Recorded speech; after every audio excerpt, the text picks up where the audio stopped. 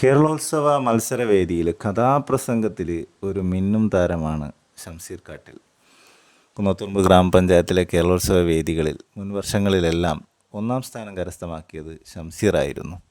ഈ വർഷവും കണ്ണങ്കോടിൽ നിന്നുള്ള നമ്മുടെ പ്രിയപ്പെട്ട ഷംസീർ കാട്ടിൽ മനോഹരമായ ഒരു കഥാപ്രസംഗം അവതരിപ്പിച്ചു.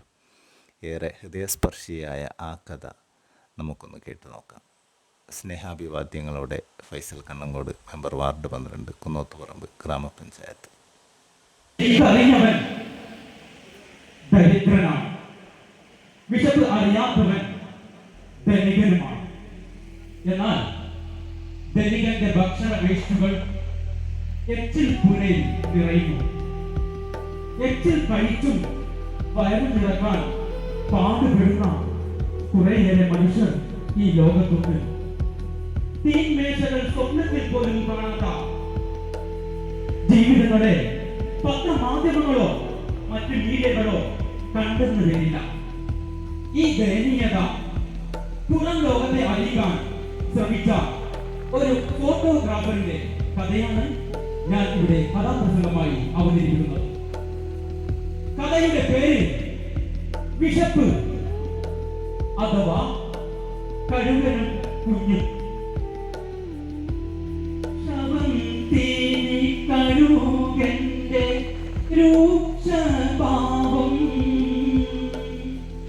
പശി തീർക്കുവാനുള്ള ആർത്തദാഹം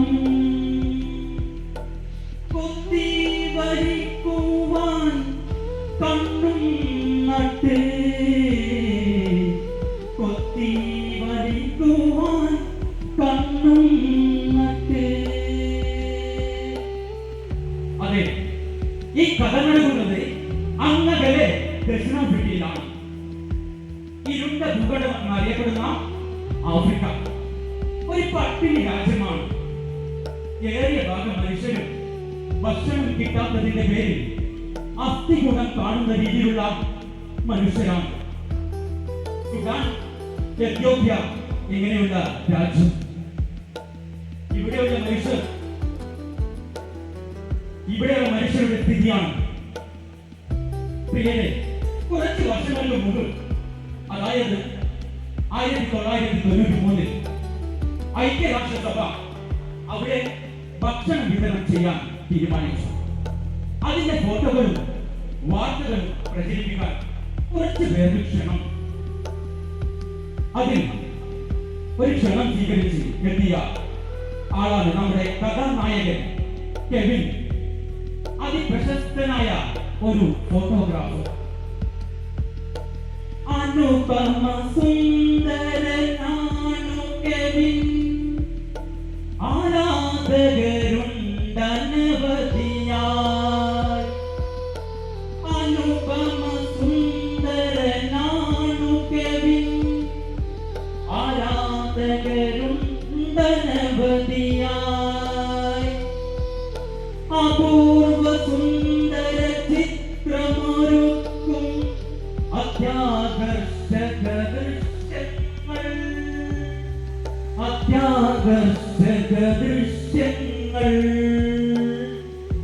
അതെ, ഒരു വെള്ളക്കാരന് നീഗ്രോ യുവതിയിലുണ്ടായ മകനാണ് നമ്മുടെ കഥാനായകൻ കെവിൻ. എന്നാൽ ഒരു രൂപഭാവങ്ങൾ നീഗ്രോകളുടേതല്ല. നല്ല വെളുത്ത നിറമുള്ള ചുള്ളൻ, 33 വയസ്സ് പ്രായം. ഫോട്ടോ ജേർണലിസം പാസായ അദ്ദേഹത്തെ മീഡിയക്കാരുടെ ഇഷ്ടതാരമായിരുന്നു. അങ്ങനെയാണ് അയാളെ ഒരു ക്ലബ്ബ് നിയോഗിക്കപ്പെട്ടത്.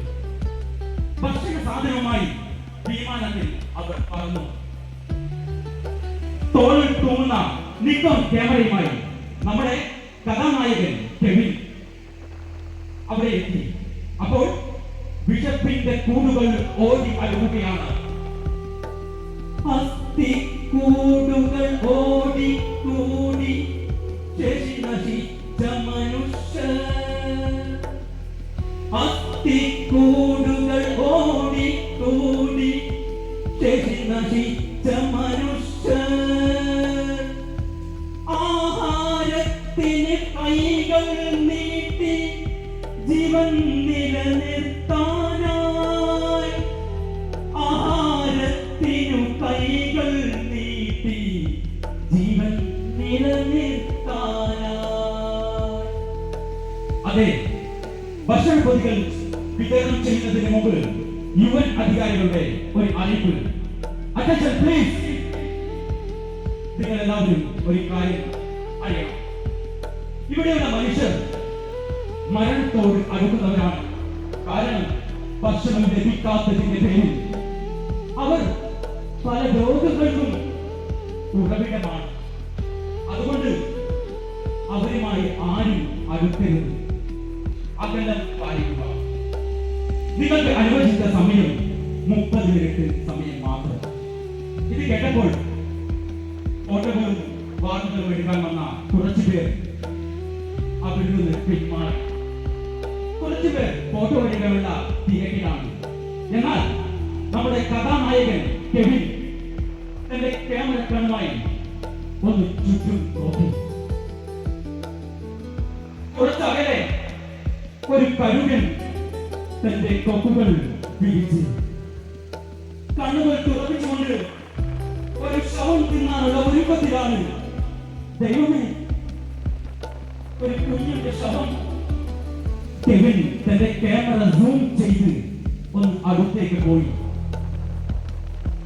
അത് ശവമല്ല, ഒരു കുഞ്ഞു ശരീരം പട്ടിണി കൊണ്ട് ഭക്ഷണം കിട്ടാത്തതിന്റെ പേരിൽ അവസാന ശ്വാസത്തിന് വേണ്ടിയുള്ള നിൽപ്പ്. മരണക്കരങ്ങളിൽ ഒരു ജീവൻ നരകക്കുഴിയിൽ കഴിയുന്നു. വയറു നിറക്കാൻ വരുതേടി കഴുകൻ കാവലിരിക്കുന്നു. കഴുകൻ കാവലിരിക്കുന്നു. ആ കുഞ്ഞ് മരിച്ചാൽ കഴുകൻ ആ കുഞ്ഞിന്റെ ശവം കൊത്തി പറക്കും. അങ്ങനെ സംഭവിച്ചാൽ തനിക്ക് ലഭിക്കുന്നത് ചരിത്ര ഫോട്ടോയായി. കെവിൻ ശ്വാസം അടക്കി പിടിച്ചു. അനുവദിച്ച സമയത്തിൽ നിന്നും 20 മിനിറ്റ് സമയം കഴിയും. പിന്നെ കെവിൻ നോക്കിയപ്പോൾ ആ കുഞ്ഞ് മരിച്ചില്ല, കഴുകൻ കൊത്തിയുമില്ല. കെവിൻ ആ കുഞ്ഞിന്റെയും കഴുകന്റെയും അടുത്തടുത്തുള്ള